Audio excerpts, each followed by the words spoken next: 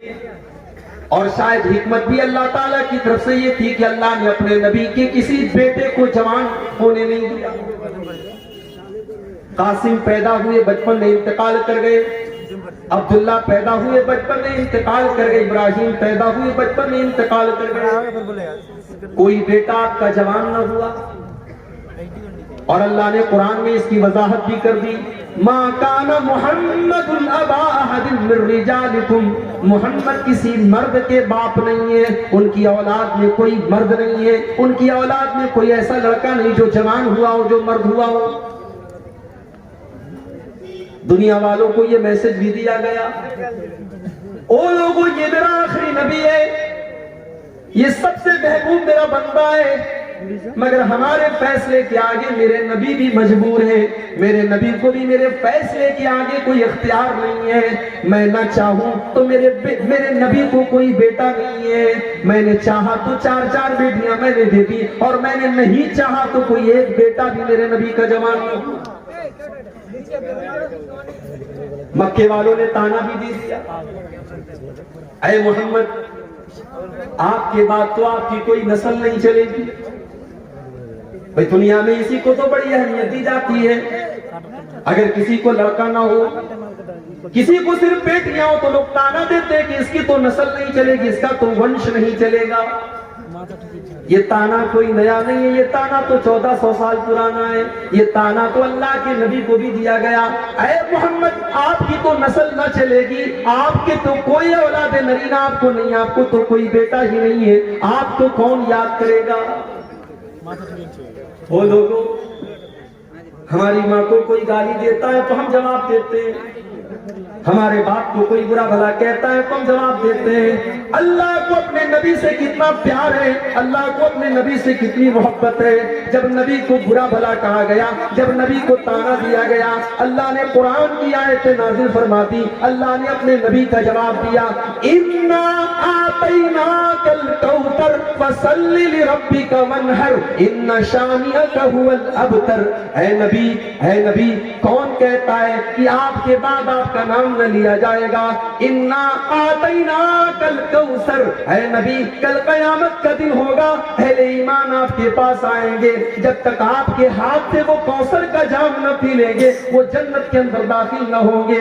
اِنَّا آتَيْنَاكَ الْكَوْثَرَ، اے نبی ہم نے آپ کو کوثر دیا ہے۔ اے نبی آپ کو جو یہ کہتا ہے کہ آپ کے بعد آپ کا نام لینے والا کوئی نہ ہوگا، اے نبی جاؤ ان کو سنا دو، جب تک دنیا میں اذان کی آواز جاری رہے گی، جب تک اشہد ان لا الہ الا اللہ کی آواز بلند ہوتی رہے گی، تب تک اس دنیا کے اندر، آسمان کے اندر، زمین کے اندر اشہد ان محمد رسول اللہ کی آواز بھی بلند ہوتی رہے گی۔ اِنَّا أَعْطَيْنَاكَ الْكَوْثَرَ، اے نبی ہم نے آپ کو بہت بھلائیوں سے نوازا ہے، ہم نے آپ کو کوثر سے نوازا ہے، فَصَلِّ لِرَبِّكَ وَانْحَرْ، آپ اپنے رب کے لیے نماز پڑھیے، قربانی کیجئے۔ اِنَّ شَانِئَكَ هُوَ الْأَبْتَرُ، اے نبی جو لوگ آپ کے دشمن ہیں کل ان کا کوئی نام لینے والا نہ ہوگا، کل ابو جہل کا کوئی نام لینے والا نہ ہوگا، کل ابو لہب کو کوئی یاد کرنے والا نہ ہوگا، لیکن اے نبی آپ کے اوپر جان چھڑکنے والے، آپ کے لیے جان دینے والے، آپ کے لیے جان لٹانے والے اور آپ کا کلمہ پڑھنے والے کروڑوں کی تعداد میں ہوں گے۔ اِنَّ شَانِئَكَ هُوَ الْأَبْتَرُ، آپ کا دشمن ہی نسل کٹا ہوا ہے، آپ کے دشمن کی دم کٹی ہوئی، بیٹا نہیں اللہ کا، لیکن ہاں اللہ کے نبی ہمارے لیے باپ کی طرح، اللہ کے نبی نے صحیح حدیث میں فرمایا کہ میں اپنی امت کے لیے باپ کی طرح، روحانی اولاد اللہ کے نبی کی آپ کی امت ہے جو کروڑوں کی طرح، بیٹا لیکن کوئی نہیں۔ اب نواسے جو نبی کے ہیں وہ نبی کے بیٹوں سے کم نہیں۔ نبی اکرم خطبہ دے رہے ہیں، نواسے نظر آئے، آپ منبر سے اترے، اپنے دونوں نواسوں کو گود میں لیا اور آپ نے فرمایا، او لوگوں میرا اللہ قرآن میں کہتا ہے انما اموالکم و اولادکم فتنہ، اے ایمان والو تمہارا مال تمہارے لیے لیے فتنہ ہے, تمہاری اولاد تمہارے لیے فتنہ ہے. میں اپنے ان دونوں نواسوں کو دیکھ کر کے برداشت نہ کر پایا, جب تک میں نے اپنا خطبہ نہ روک لیا, میں منبر سے اتر نہ گیا, جب تک ان کو اپنی گود میں نہ لے لیا, ان کو چوم نہ لیا, ان کو پیار نہ کر لیا, مجھے چین نہ ملا. تو مال اور اولاد, یہ دو چیزیں انسان کی زندگی میں بڑی امپورٹنٹ ہیں. انسان حرام کا راستہ کیوں اپناتا ہے؟ میرے نوجوان ساتھیوں, یہ الگ بات ہے کہ جب آپ جوان ہو جاتے ہیں تو آپ کو اپنے بوڑھے باپ کی پیشانی پر بڑھاپے کی لکیریں بری لگنے لگتی ہیں, مگر کبھی غور کرنا کہ اپنے بچوں کے لیے ماں باپ کیا کیا کرتے ہیں. کتنے تو ایسے ماں باپ ہیں جو اپنے بچوں کی خوشی کے لیے غلط راستہ بھی اپنانے لگتے ہیں, حالانکہ وہ جائز نہیں ہے, حرام ہے, لیکن اپنے بچوں کی خوشی کے لیے ماں باپ کبھی کبھی حرام اور ناجائز راستہ بھی اپنانے لگتے ہیں. اللہ نے فرمایا یا ایھا الذین آمنوا لا تلھکم اموالکم ولا اولادکم عن ذکر اللہ. تمہیں مال سے جتنی بھی محبت ہو جائے لیکن مال کے چکر میں کبھی تم اللہ کے ذکر کو مت چھوڑنا. 2017 کی بات ہے, اللہ نے سعودی عرب جانے کا موقع دیا. مدینہ کے اندر میں عصر کی نماز کا ٹائم تھا. اذان کے 10 منٹ پہلے مسجد نبوی سے واکنگ ڈسٹینس پر ایک نقاب کی دکان پر گیا. نقاب خریدا, میں نے سلیکٹ کر لیا, پسند کر لیا, ریٹ بھی طے ہو گیا. میں پیسہ دینے والا ہوں, نقاب دینے والا نقاب دینے والا ہے. بغل میں مسجد نبوی کے لاؤڈ اسپیکر سے اذان کی آواز آنے لگی, اللہ اکبر اللہ اکبر. دکاندار نے کاؤنٹر بند کر دیا, پردے گرا دیے, کہا شیخ صاحب بعد میں آئیے. میں نے کہا بھائی میرے اذان ہو رہی ہے, ابھی تو جماعت میں 10 منٹ کا ٹائم ہے, ابھی کوئی مسئلہ نہیں ہے, تم پیسہ لے دو, سامان دے دو. کہا نہیں, اذان ہو چکی ہے, اس بات کی اجازت نہیں ہے کہ ہم اذان ہونے کے بعد کوئی سودا سلب کریں. آپ نماز کے بعد آئیے, دکان میری کھلی رہے گی, آپ کو سامان مل جائے گا.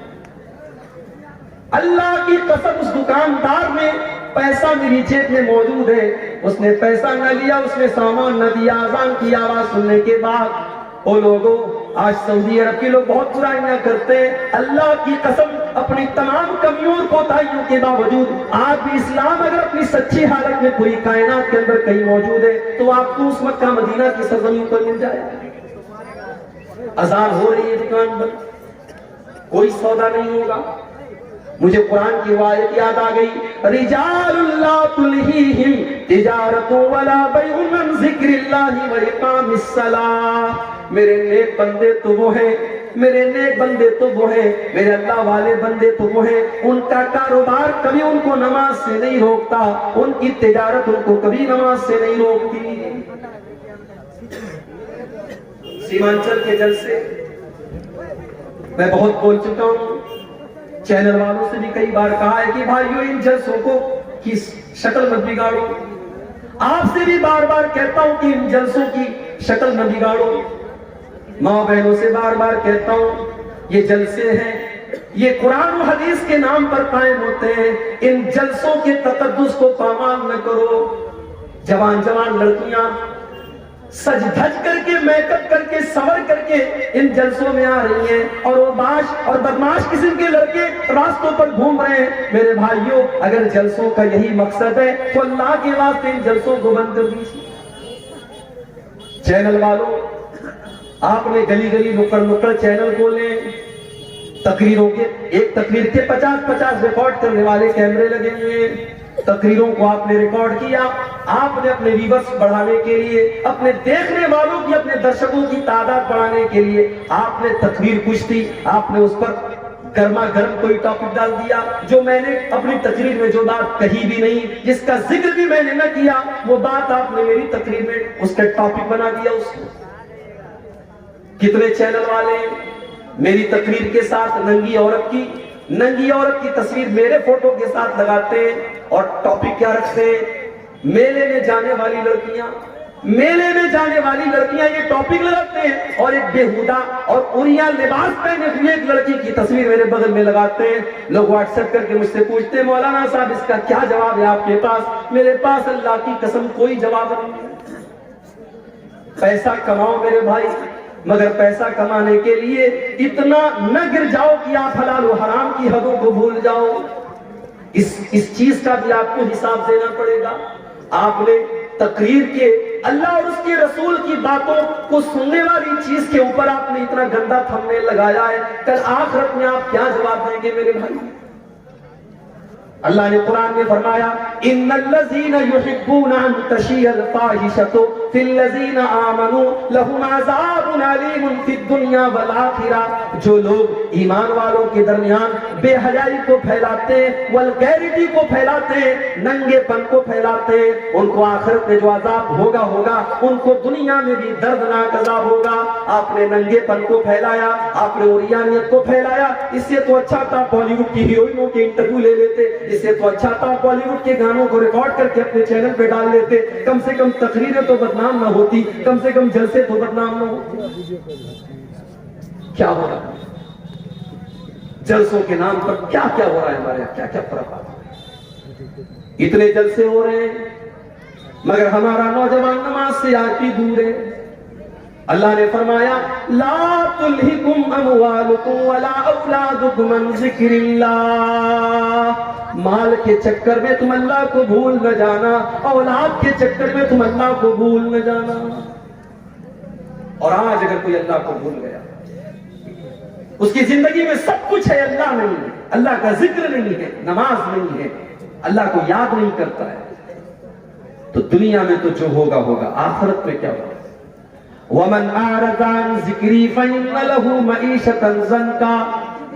جو ہمیں یاد نہیں کرے گا، جس کی زندگی میں سب کچھ ہوگا لیکن اللہ نہیں ہوگا، اس کی زندگی کو ہم بے چینی والی زندگی بنا دیں گے. وہ کروڑوں اور لاکھوں کمائے گا لیکن اس کے گھر میں چین نہ ہوگا. ساس بہو کے جھگڑے اس کے گھر میں ہوں گے، بھائی بھائی کے جھگڑے اس کے گھر میں ہوں گے، اس کے گھر میں ننند بھابھی کے جھگڑے ہوں گے، اس کے گھر میں دیورانی جیٹھانی کے جھگڑے ہوں گے، اس کے گھر میں نہ چین ہوگا نہ سکون ہوگا. اس کے بچے بیمار ہوں گے جو ہم کو یاد نہیں کرے گا. فَإِنَّ لَهُ مَعِيشَةً ضَنْكًا. اس کی زندگی بے چینی والی بن جائے گی. وَنَحْشُرُهُ يَوْمَ الْقِيَامَةِ أَعْمَى. اور کل قیامت کے دن ہم ایسے انسان کو اندھا بنا کر کے اٹھائیں گے. قَالَ رَبِّ لِمَ حَشَرْتَنِي أَعْمَى. وہ کہے گا اے اللہ میں تو دنیا میں اچھا خاصا دیکھا کرتا تھا، میں آج اندھا کیسے ہو گیا؟ اللہ فرمائے گا كَذَلِكَ أَتَتْكَ آيَاتُنَا فَنَسِيتَهَا وَكَذَلِكَ الْيَوْمَ تُنْسَى. میرے بندے تیرے سامنے قرآن کی آیتیں پڑھی گئی، تیرے سامنے نماز کی اہمیت بتائی گئی، تیرے سامنے بے حیائی کی برائی کی گئی، مگر تو بے حیائی کے کام کرتا رہا، تو نماز کو چھوڑتا رہا، تو اللہ کی یاد سے غافل رہا. جب تو دنیا میں اندھا بن گیا تو آج ہم نے تجھ کو اندھا بنا دیا. یہ پہلی آیت ہے کہ اپنے مال اور اولاد کے چکر میں اللہ کو مت. وَمَن يَفْعَلْ ذَلِكَ. اور جو مال کے چکر میں اللہ کو بھول جائے گا، جو اولاد کے چکر میں اللہ کو بھول جائے گا، فَأُولَٰئِكَ هُمُ الْخَاسِرُونَ. اس سے زیادہ گھاٹے کا سودا کوئی نہیں کر رہا ہے. ہم یہ سمجھ رہے ہیں کہ صاحب ہم دکان کر رہے ہیں نماز چھوڑ کر کے، ہماری دکان میں بڑی برکت ہو رہی، بڑا پیسہ آ رہا ہے. نہیں، پیسہ تو آ رہا ہے مگر آپ گھاٹے کا سودا. جانتے ہو فائدے کا سودا کس کو کہتے ہیں؟ آؤ ایک مثال آپ کو دیتا ہوں، فائدے کا سودا کس کو کہتے ہیں. اللہ کے نبی اپنے صحابہ کے ساتھ بیٹھے ہوئے، ایک صحابی آتے ہیں، اے اللہ کے نبی میں اپنے باغ کی چہار دیواری کر رہا ہوں، میرا کھجوروں کا باغ ہے، میں اس کی باؤنڈری کر رہا ہوں، اور باؤنڈری کرنے میں میرے پڑوسی کا ایک کھجور کا پیڑ آ رہا ہے. میں اس سے کہہ رہا ہوں کہ یہ کھجوروں کا پیڑ تم مجھے دے دو، لیکن وہ مجھے دینے کو تیار نہیں ہے. نبی اکرم نے اس کو بلایا، کہ بھائی اپنے باغ کی باؤنڈری کر رہا ہے، تمہارا ایک پیڑ اس کی باؤنڈری کے راستے میں آ رہا ہے، تم اپنے پیڑ کی جو مناسب قیمت ہے دے دو. اس نے کہا نہیں میں نہیں دے سکتا. اس نے کہا میں یہ پیڑ نہیں دے سکتا. اللہ کے نبی نے فرمایا کہ تو بتاؤ تمہیں کیا چاہیے؟ اس نے کہا ہاں، اگر اس ایک کھجور کے پیڑ کے بدلے میں مجھے پورا ایک باغ دے دیا جائے تو میں وہ باغ کے بدلے میں ایک کھجور کا پیڑ دے دوں گا۔ نبی اکرم نے اپنے صحابہ سے کہا اے میرے صحابہ، کوئی ہے جو اس پیڑ کو خرید لے؟ میں اس کو جنت کی گارنٹی دیتا ہوں، اس سے بہتر کھجوروں کا باغ اس کو جنت میں ملے گا۔ کوئی ہے اللہ کا بندہ جو اپنا کھجوروں کا باغ اس کو دے دے اور اس کا یہ پیڑ خرید لے؟ ایک صحابی کھڑے ہو گئے، ان کا نام تھا ابو دہدہ۔ انہوں نے کہا اے اللہ کے نبی، میرا ایک بہت بڑا کھجوروں کا باغ ہے، میں آپ کو گواہ بنا کر کے کہتا ہوں کہ میں اپنا کھجوروں کا باغ اس کو دے رہا ہوں، اور اس کا وہ ایک کھجور کا پیڑ میں لے کر کے اپنے اس صحابی بھائی کو دے رہا ہوں۔ سودا ڈن ہو گیا۔ ابو دہدہ دوڑے دوڑے گھر آئے، ان کی بیوی اسی باغ میں گئی ہوئی تھی۔ مسند احمد کے الفاظ ہیں، حضرت ابو دہدہ باغ کے دروازے پر پہنچے اور بیوی کو آواز دی، اے ام دہدہ، اے میری بیوی، تم جلدی سے اس باغ سے نکل جاؤ، یہ باغ میں نے اللہ کی راہ میں دے دیا ہے۔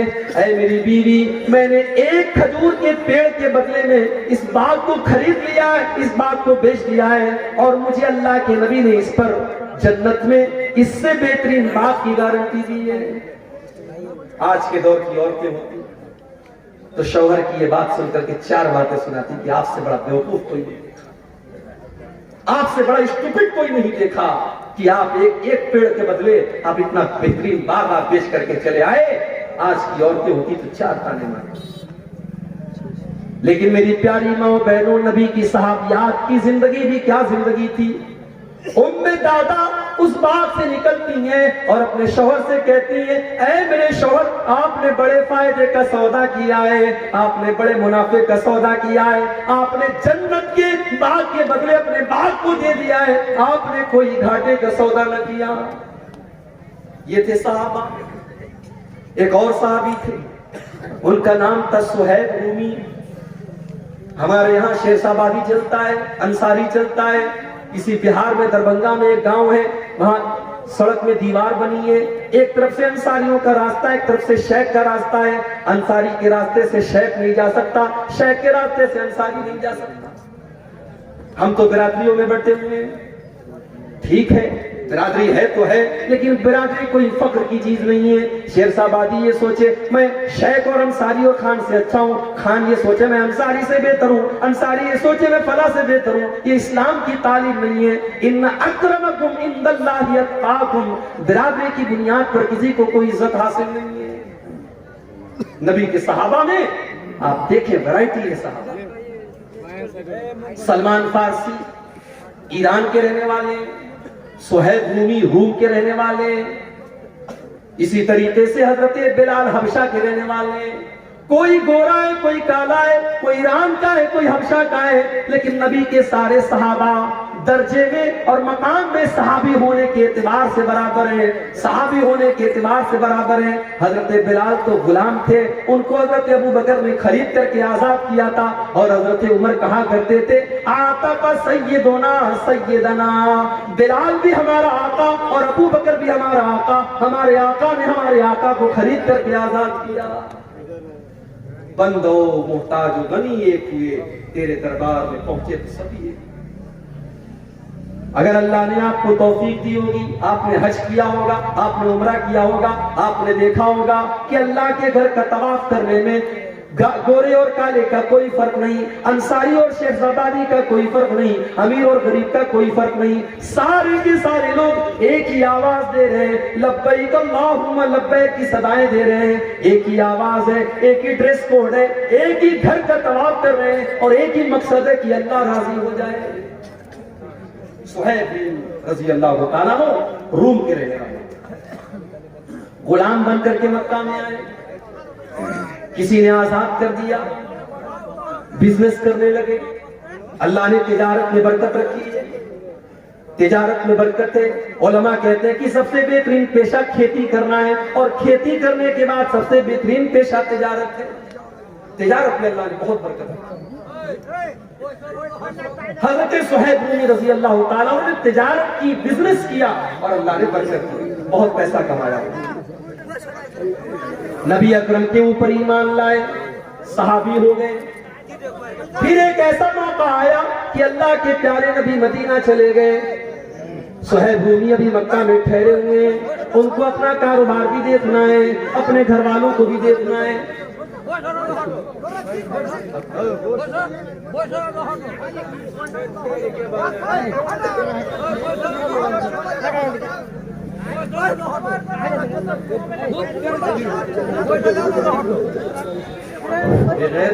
آپ حضرات سے گزارش ہے اطمینان سے سنیں اور سننے والے کو سننے دیں، ڈسٹرب نہ کریں۔ کسی کا کوئی پرسنل میٹر وہ کنارے لے لیں۔ آپ لوگ اطمینان رکھیں، جیسے سننا ہو سنیں، اطمینان رکھیں۔ صہیب رومی رضی اللہ تعالیٰ عنہ اپنے سارے بزنس کا سیٹ اپ کرتے ہیں، سارے مال کو اکٹھا کرتے ہیں اور تیاری کرتے ہیں مدینہ جانے کی۔ سامان پیک کر لیا، اونٹ تیار ہو گیا، صہیب رومی مکہ سے نکلنے لگے۔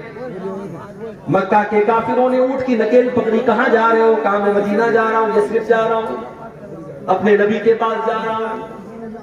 مکہ والوں نے کہا اے صہیب، ہم تمہیں مدینہ نہ جانے دیں گے، تم نے ساری زندگی مکہ میں رہ کر کے پیسہ کمایا اور آج چاہتے ہو کہ اپنی ساری کمائی لے کر کے تم مدینہ چلے جاؤ، اے صہیب ہم کبھی ایسا نہ ہونے دیں گے۔ کہا پھر کیا کرتے ہو؟ کہا ہمارے پاس بس ایک ہی آپشن ہے، تم اپنا سارا مال ہم کو دے دو، ہم تمہیں مدینہ جانے دے دیں۔ او لوگوں، مال بڑی اہم چیز ہے مگر اللہ سے بڑھ کر کے نہیں ہے، رسول سے بڑھ کر کے نہیں ہے۔ صہیب رومی رضی اللہ تعالیٰ عنہ نے ایک سیکنڈ بھی نہیں لیا فیصلہ کرنے میں۔ کہا اے مکہ والو، اگر یہ بات ہے لے لو میرا یہ سارا مال، ساری زندگی کی گاڑی کمائی ان کے حوالے کر دیا اور خالی ہاتھ حضرت صہیب رومی مدینہ چلے آئے۔ جب مدینہ پہنچے، فجر کی نماز کا ٹائم تھا، اللہ کے پیارے نبی نماز پڑھا رہے تھے، صہیب رومی آتے ہیں اور نماز میں شامل ہو جاتے ہیں۔ نبی اکرم نے سلام پھیرا، اپنے صحابی پر نظر پڑی، اللہ کے نبی کھڑے ہو گئے، اپنے صحابی کو گلے لگایا۔ اللہ کی طرف سے اللہ کے نبی کو بتا دیا گیا تھا سارا معاملہ۔ نبی نے پہلا لفظ جو کہا، آپ نے فرمایا اے صہیب ربحت البیع ربحت البیع، اے صہیب تو نے بڑے فائدے کا سودا کیا ہے، تو نے کوئی گھاٹے کا سودا نہ کیا، تو نے ساری زندگی کی کمائی کو ٹھوکر مار کر کے اللہ کے دین کے لیے تو نے قربان کر دیا، اے صہیب تو نے بڑے فائدے کا سودا کیا ہے۔ آج تو کروڑوں کمانے والا، لاکھوں کمانے والا مسجد کے اندر جب چندہ دینے کی بات آتی ہے تو 5 کا سکہ تلاش کرتا ہے، 10 کی نوٹ تلاش کرتا ہے، بیوی کے لیے شاپنگ کرنے کے لیے 2000 کی نوٹ نکالتا ہے، بچوں کے شوق کے لیے 500 کی نوٹ نکالتا ہے، اور بیچاری مسجد اور مدرسہ ایک ایسی چیز ہے وہاں 10 کی نوٹ آپ کو زیادہ ملتی ہے۔ یہ ہمارے دل کا حال ہے۔ لا تلہکم اموالکم ولا اولادکم عن ذکر اللہ، اے ایمان والو اپنے مال کے چکر میں تم اللہ کو بھول نہ جانا، اپنی اولاد کے چکر میں تم اللہ کو بھول نہ جانا۔ اگر ایسا کرو گے فاولئک ھم الخاسرون، تو تم سے زیادہ گھاٹے میں کوئی نہ ہوگا۔ ایک آیت کا مطلب میں نے سمجھا دیا، اب دوسری آیت کا مطلب سمجھ کر کے بات ختم کریں گے ہم۔ وَأَنفِقُوا مِمَّا رَزَقْنَاكُم مِّن قَبْلِ أَن يَأْتِيَ أَحَدَكُمُ الْمَوْتُ، اور اے ایمان والو جو روزی ہم نے تم کو دی ہے اس میں سے خرچ کرو، صدقہ کرو، زکوٰۃ دو، غریبوں کو دو، یتیموں کو دو، مدرسوں میں دو، مسجدوں میں دو، اللہ کی راہ میں خرچ کرو۔ کب خرچ کرو؟ کب خرچ کرو؟ باپ مر گیا، باپ کے مرنے کے بعد بیٹا مسجد میں چندہ دے رہا ہے، میں اس کو ناجائز نہیں کہتا میرے بھائی، جائز ہے، مگر بہتر یہ ہوتا کہ باپ اپنی زندگی میں خود صدقہ دے کر کے جائے۔ ماں کا انتقال ہو گیا، ماں زندہ تھی تو ماں کے اوپر آپ 10 روپیہ خرچ کرنے کے لیے تیار نہیں تھے، ماں کا انتقال ہو گیا، آپ اس کی طرف سے لاکھوں اللہ کے گھر میں دے رہے ہیں، یہ کوئی اچھی علامت نہیں ہے۔ بہتر یہ ہوتا کہ ماں کی زندگی میں آپ ماں کی قدر کرتے۔ وَأَنْفِقُوا مِمَّا رَزَقْنَاكُمْ، اے ایمان والو جو روزی ہم نے تم کو دی ہے تم اس میں سے خرچ کرو، مِن قَبْلِ أَن يَأْتِيَ أَحَدَكُمُ الْمَوْتُ، موت کے آنے سے پہلے۔ اب یہ موت کب آئے گی کوئی نہیں جانتا، کوئی نہیں جانتا کہ موت کب آئے۔ میرے نوجوان ساتھیوں، آج آپ رات رات پر موبائل کے اوپر گندے کام کر رہے ہیں، کیا سوچ کر کے کر رہے ہیں؟ ابھی تو جوانی کے دن ہے، ابھی تو جسم کے اندر طاقت ہے، جب بڑھاپا آئے گا تو ہم بھی نمازی بن جائیں گے، ہم بھی داڑھی رکھ لیں گے، ہمارے ماتھے پر بھی سجدے کا نشان آ جائے گا۔ میرے نوجوان ساتھیوں، کیا آپ اس بات کی گارنٹی دے سکتے ہیں کہ آپ بڑھاپے تک زندہ ہی رہیں گے؟ ارے بڑھاپا تو بہت دور کی بات ہے، بڑھاپا تو بہت دور کی بات ہے۔ آپ تو اس بات کی گارنٹی بھی نہیں دے سکتے کہ کل کی صبح کا سورج آپ دیکھیں گے۔ ہمارے بڑے اچھے دوست تھے، نوجوان عالم دین تھے، بہار اور جھارکھنڈ میں ہم لوگوں نے ساتھ میں پروگرام بھی کیا تھا۔ ہمارے اتر پردیش کے رہنے والے تھے مولانا عبد الرحمن ساجد سلفی، ہمارے بنارس سے جامعہ سلفیہ سے انہوں نے پڑھائی بھی کی تھی۔ ممبئی کے اندر کرلا میں ایک مسجد کے امام تھے، بہت اچھے مقرر تھے اور بہت اچھے انسان تھے، خوبصورت بھی تھے، خوبصورت بھی تھے۔ ابھی پچھلے ہفتے کی خبر ہے، مولانا عبد الرحمن صاحب ایک پروگرام میں پونا جاتے ہیں، وہاں پہ تقریر کرتے ہیں اللہ تعالیٰ کی توحید کے بارے میں، اس کے حقوق کے بارے میں۔ تقریر کرنے کے بعد رات ہی میں وہ ممبئی کے لیے چلنے لگتے ہیں، کیونکہ وہ ایک مسجد کے امام ہیں اور مسجد کی کمیٹی نے یہ کہہ کر کے رکھا ہے کہ آپ کو ہر حال میں فجر کی نماز میں رہنا ہے۔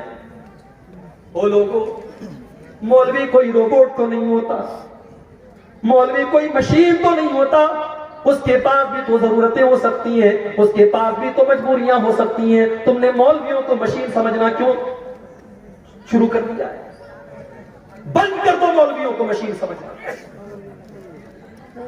مدرسوں میں پڑھانے والے مولویوں کو آپ نے 5,000 روپے کی تنخواہ پر رکھا۔ ارے 5,000 کی تو لوگ چائے اور پان کھا جاتے ہیں، پی جاتے ہیں۔ 5,000 میں وہ مولوی کس طریقے سے اپنے بچوں کا پیٹ پالے گا؟ کبھی آپ نے سوچا؟ وہ بیچارہ 10 سال تک مدرسے کی پتلی دال پی کر کے اور بغیر چھلا ہوا آلو کھا کر کے اس نے مدرسے میں پڑھائی کی، لوگوں کے دروازوں پر بھکاری بن کر کے جاگیر کا کھانا اس نے کھایا، اور آج جب وہ عالم دین بن کر کے آیا، آپ نے 5,000 میں اور 7,000 میں اس کو مسجد کا امام بنایا۔ شرم آنی چاہیے۔ مسجد کے امام سے زیادہ تو محلے میں جھاڑو لگانے والے کی اور صفائی کرنے والے کی تنخواہ ہے۔ شرم آنی چاہیے۔ اور اس کے بعد اتنی پابندی ہے کہ صاحب پورا محلہ مسجد میں نظر نہ آئے۔ اگر امام بیچارہ کسی دن فجر میں نہیں آیا، مولوی صاحب آپ فجر میں نظر نہیں آئے، پورا ایک نمازی جب تک پوچھ نہ لے اور تحقیقات نہ کر لے تب تک مولوی کو نہیں چھوڑے۔ اس کے بعد بھی تو ضرورتیں ہو سکتی ہیں میرے بھائی۔ اور ایک بہت بڑا فتنہ یہ بھی ہے، آپ نے امام صاحب کے لیے کمرہ بنوایا، بڑا احسان کیا، بڑے احسان کے ساتھ وہ کہتے ہیں ہمارے یہاں امام صاحب کے لیے کمرے کا بھی انتظام ہے۔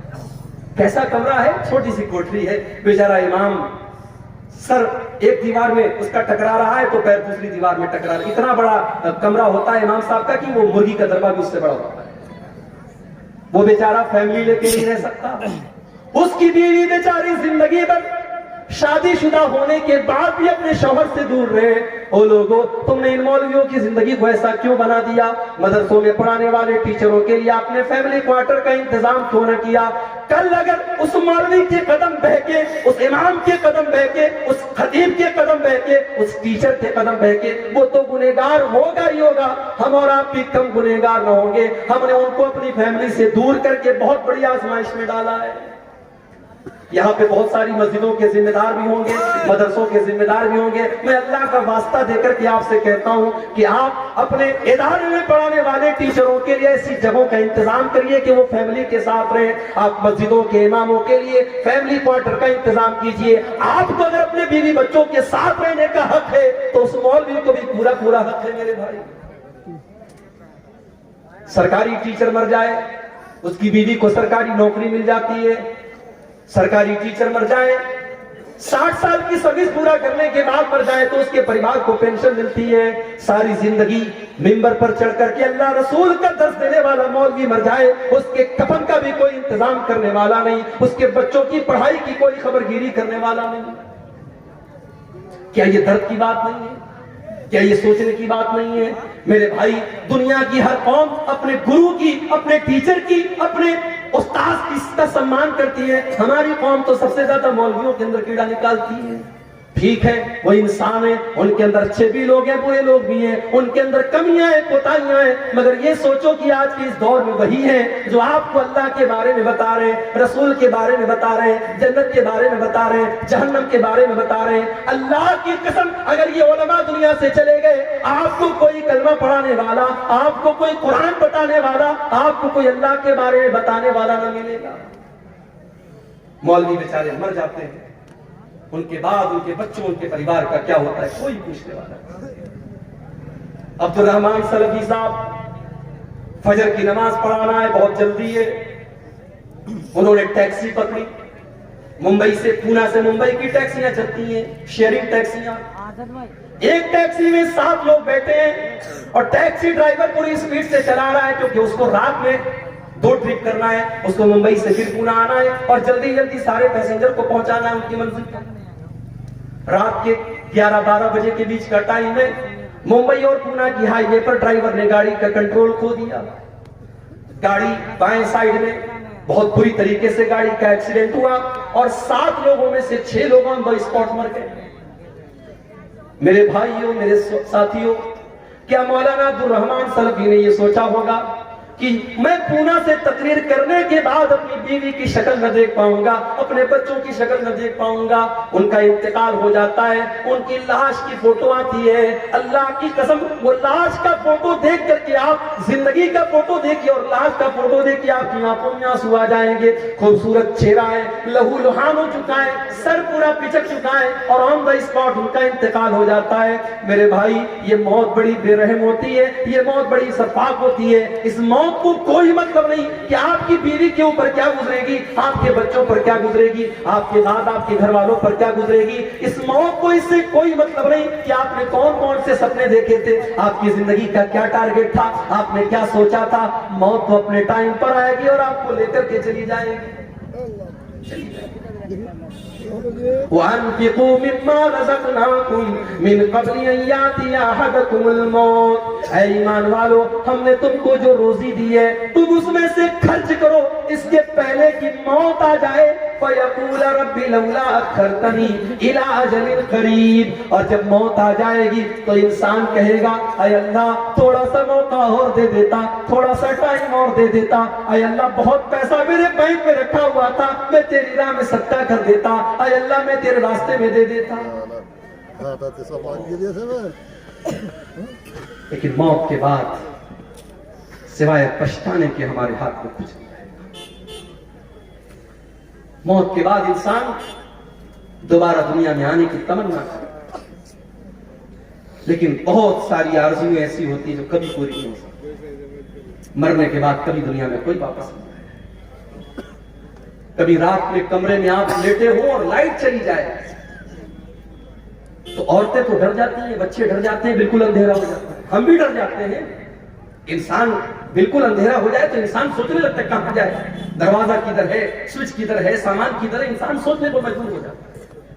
وہ لوگوں, جب رات میں کبھی آپ کمرے میں تنہائی میں ہوتے ہیں اور لائٹ چلی جائے, اندھیرا ہو جائے, کیا آپ اس وقت کے بارے میں نہیں سوچتے جب آپ اپنی قبر میں ہوں گے اور وہاں بھی اس سے زیادہ اندھیرا ہوگا اور وہاں پر آپ کو بچانے والی کوئی بیوی نہ ہوگی, وہاں پر آپ کو بچانے والے کوئی ماں باپ نہ ہوں گے, کوئی رشتہ دار نہ ہوگا. اس موت کے بارے میں, اس قبر کے بارے میں ہم کیوں نہیں سوچتے؟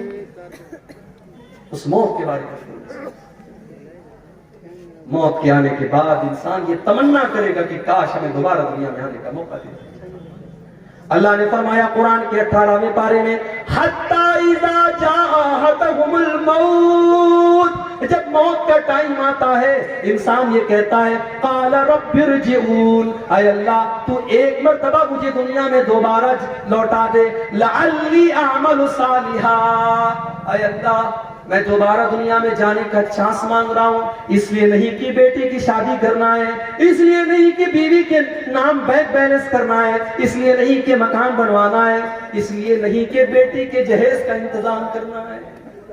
آج کتنے بوڑھے باپ ہیں، جوان بیٹیاں ان کے گھر میں خوبصورت بھی ہیں، دیندار بھی ہیں، نمازی بھی ہیں، قرآن بھی پڑھنے والی ہیں، مگر پورے گاؤں میں کوئی ان سے رشتہ کرنے والا نہیں ہے، کیونکہ اس غریب کے پاس اپنی بیٹی کو بیچنے کے لیے پیسہ نہیں ہے۔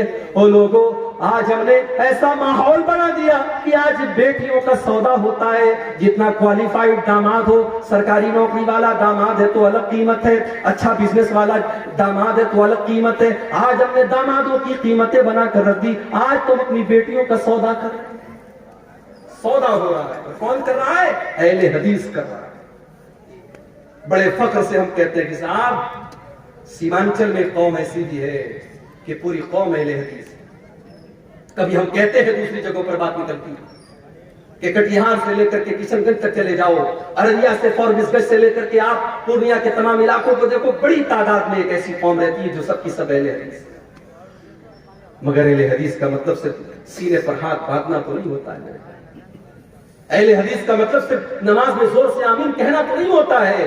اہل حدیث کا مطلب ہوتا ہے قرآن و حدیث پر چلنے والا، اور اللہ کی قسم جو قرآن و حدیث پر چلے گا وہ جہیز کی ڈیمانڈ تو نہیں کرے گا، وہ جہیز کا لین دین تو نہیں کرے گا جو آج ہمارے یہاں ہو رہا ہے۔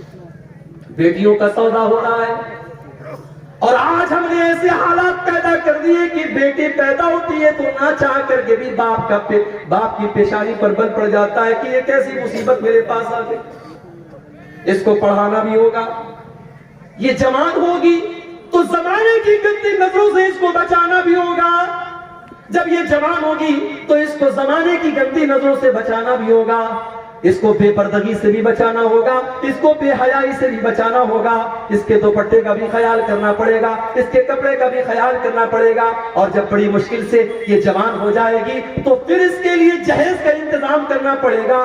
انسان کے دل میں یہ خیال آ ہی جاتا ہے کہ اللہ یہ کون سی مصیبت ہمارے گھر میں آ گئی، اس سے تو بہتر تھا کہ مجھے بیٹا ہو جاتا۔ ہم نے یہ حالات بنا دیے، ہم نے یہ حالات بنا دیے، ورنہ بیٹیاں تو رحمت ہوتی ہیں، بیٹیاں تو اپنے ماں باپ کے لیے جنت کی خوشخبری لے کر کے آتی ہیں۔ اللہ کے نبی فرماتے ہیں من ابتلی من هذه المناط شيئا كن له سترا من النار، جس کو اللہ تعالیٰ بیٹی دے دے اور بیٹی کے امتحان میں وہ کھرا اتر جائے، وہ بیٹیاں اپنے ماں باپ کو جہنم کی آگ سے بچائیں گی۔ ایک حدیث میں اللہ کے نبی نے فرمایا من آل جاریتین حتی تبلغا، جس کو اللہ نے 2 بیٹیاں دے دی اور دونوں بیٹیوں کی اس نے اچھی پرورش کر لی، دونوں بیٹیاں جوان ہو گئی۔ اچھا لوگ کہتے ہیں نا بیٹیاں پرایا دھن ہوتا ہے، لوگ ایسا بولتے ہیں، معاف کیجئے گا یہ ہندوستان کا کلچر ہوگا، یہ ہمارے غیر مسلم بھائیوں کا کلچر ہوگا۔ بیٹیاں پرایا دھن نہیں ہوتی، بیٹیاں اپنا دھن، بیٹیاں اپنا دھن ہوتی ہیں۔ اور ہم نے دیکھا ہے کہ ماں باپ آخری سانسیں لے رہے ہیں اور اسی گھر میں رہنے والا جوان بیٹا ایک بار پلٹ کر کے باپ کی اور ماں کی حال چال نہیں لیتا ہے، اور بیٹی بیچاری سسرال سے دوڑی دوڑی آتی ہے اور ماں کے بغل میں بیٹھ کر اور باپ کے بغل میں بیٹھ کر کی سیوا کرتی ہے، ان کی خدمت کرتی ہے۔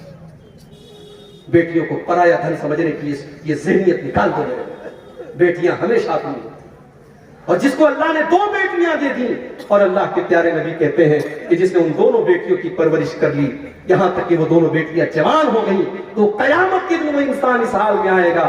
اللہ کے نبی نے اپنی دونوں انگلیوں سے اشارہ کر کے فرمایا کہ جیسے یہ دونوں انگلیاں ایک دوسرے کے ساتھ ملی ہوئی ہیں، لگی ہوئی ہیں، بیٹیوں کی پرورش کرنے والا وہ باپ وہ ماں کل قیامت کے دن جنت میں میرے ساتھ اس طریقے سے رہے گا جیسے یہ دونوں انگلیاں ایک دوسرے سے۔ مگر ہم نے جہیز کی اس رسم کی وجہ سے ہم نے آج بیٹیوں کو بوجھ بنا دیا، اور افسوس کی بات تو یہ ہے کہ مولوی حضرات کے یہاں بھی جہیز لیا جا رہا ہے، مولوی بھی اپنے بیٹے کی شادی پر جہیز لے رہا ہے، اور مولوی بھی اپنی بیٹی کی شادی پر جہیز دے رہا ہے۔ جہیز دینا مجبوری ہو سکتی ہے، لینا مجبوری نہیں ہو سکتی۔ اگر آپ لے رہے ہیں اس کا مطلب کہ آپ اس چیز کو جائز سمجھ رہے ہیں، آپ اپنی غیرت کا اور اپنی عزت کا جنازہ خود نکال رہے ہیں۔ شادی کے پہلے دن جس بیڈ کے اوپر آپ سوتے ہیں وہ بیڈ آپ کو سسرال سے مل رہا ہے، جو شیروانی پہن کر کے آپ نکاح پڑھ رہے ہیں وہ شیروانی بھی سسرال کے پیسے سے مل رہی ہے۔ जो खूबसूरत टाइटल की घड़ी आपने 3-4 हजार की लगाई है, वो भी आपको ससुराल से मिली है। तो आप किस टाइप के मर्द हैं? आपके हाथों में तो 2-4 चूड़ियां पहना दी जानी चाहिए, आपको तो खातून का लक़ब मिल जाना चाहिए। सोचिए मेरे भाई, इस जहेज ने हमारे नौजवानों को कातिल बना दिया। मैं कहता हूं मेरे नौजवान साथियों, तुम अगर ये तय कर लो अपनी कमाई से, अगर बेहतरीन बेड न हुआ, एक मामूली बिस्तर पर और एक मामूली चटाई पर अपनी बीवी के साथ हम गुजार लेंगे। जब अल्लाह ताकत दे देगा हम मसेरे का इंतजाम कर लेंगे। अगर तुम ये सोच लो ठीक है हमारे घर में फ्रिज नहीं आएगा, जब अल्लाह तौफीक देगा हम फ्रिज खरीद लेंगे, तब तक हम घड़े के ठंडे पानी से काम चला लेंगे। ठीक है हमारे घर में बाइक नहीं है, हम साइकिल की सवारी कर लेंगे, जब अल्लाह ताकत देगा हम 4 व्हीलर ले लेंगे। ये मिजाज बना लो, ये ज़हन बना लो, अल्लाह की कसम अल्लाह आपको बरकत देगा।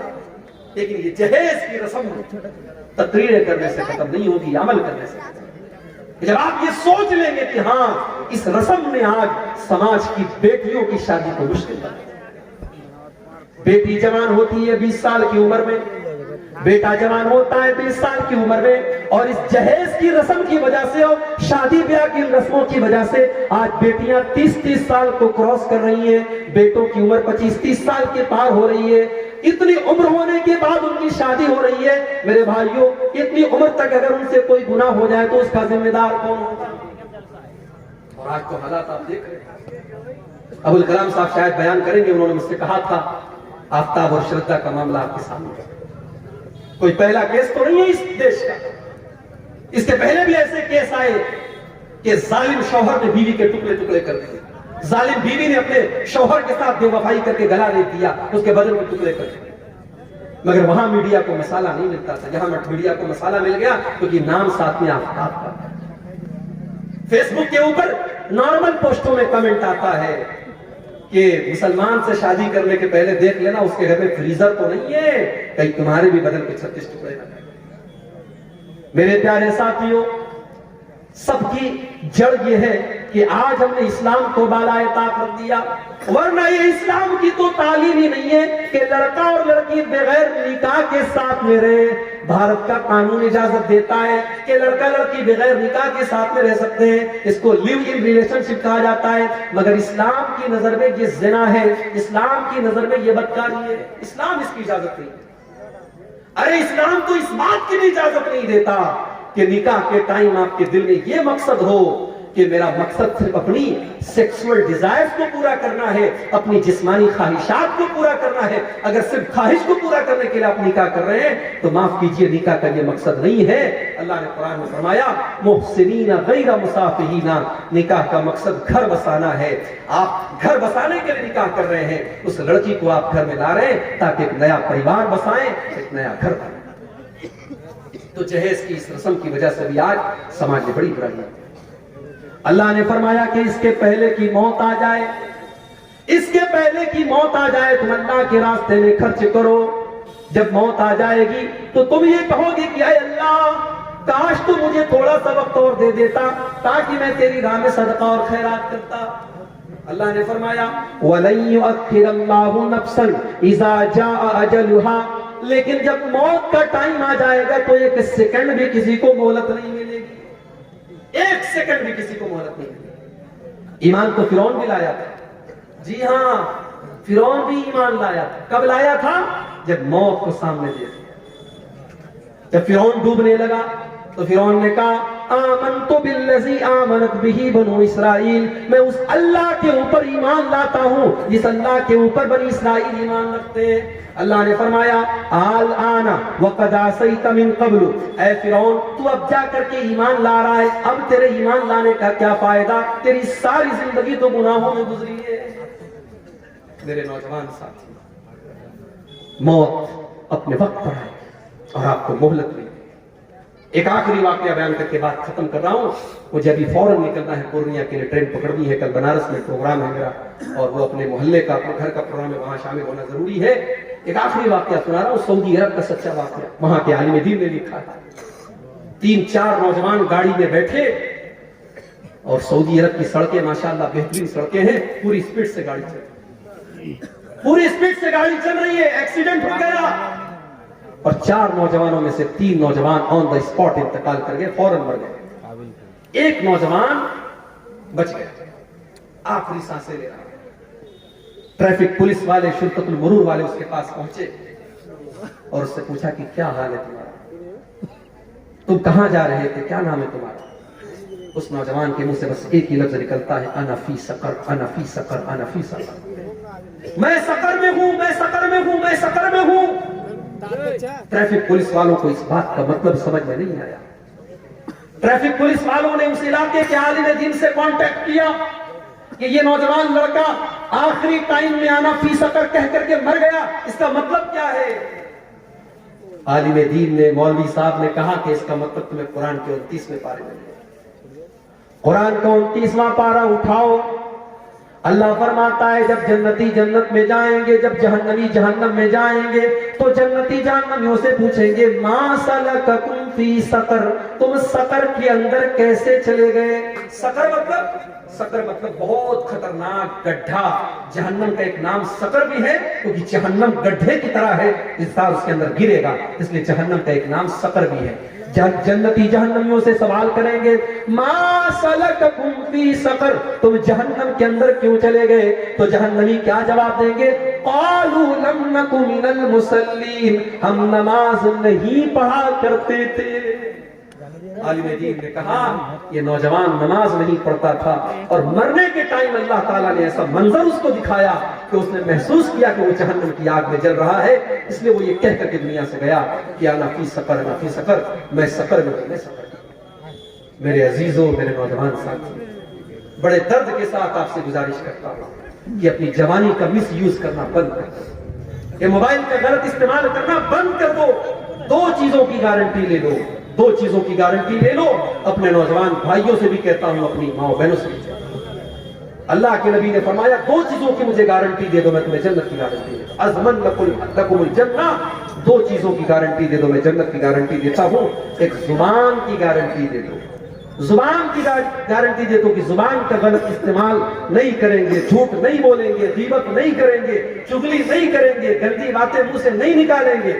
اور دوسرے شرمگاہ کی گارنٹی لے لو کہ زنا اور بدکاری کے قریب نہیں جائیں گے۔ زنا کرنا یہ تو آخری گناہ ہے، زنا کے قریب لے جانے والی چیزیں۔ آپ کسی غیر محرم لڑکی سے بات کر رہے ہیں، آپ کو جتنا بھی کانفیڈنس ہو کہ ارے میں اس حد تک نہیں جاؤں گا، لیکن آپ نے زنا کے راستے پر اگر قدم رکھا ہے تو اس بات کا خطرہ بہرحال موجود ہے کہ کل آپ اس دلدل میں پھنس جائیں گے۔ تو ان 2 چیزوں کی اگر ہم کو گارنٹی دے دے میرے بھائیوں، تو اللہ کے نبی کہہ رہے کہ میں تمہیں جنت کی گارنٹی۔ یہ چند باتیں تھیں ان دونوں آیتوں کے متعلق جو سورہ منافقون کی آخری 2 آیتیں ہیں۔ اللہ سے دعا ہے رب العالمین ہم سب کو اپنے اعمال کی اصلاح کرنے کی توفیق عطا فرمائے۔ رب العالمین ہمارے نوجوانوں کی، ہمارے ماں بہنوں کی خاص طور سے اصلاح فرمائے، جب تک ہمیں دنیا میں زندہ رکھے، اصلاح پر زندہ رکھے، اور ہم سب کا خاتمہ ایمان پر ہو، آمین۔ وآخر دعوانا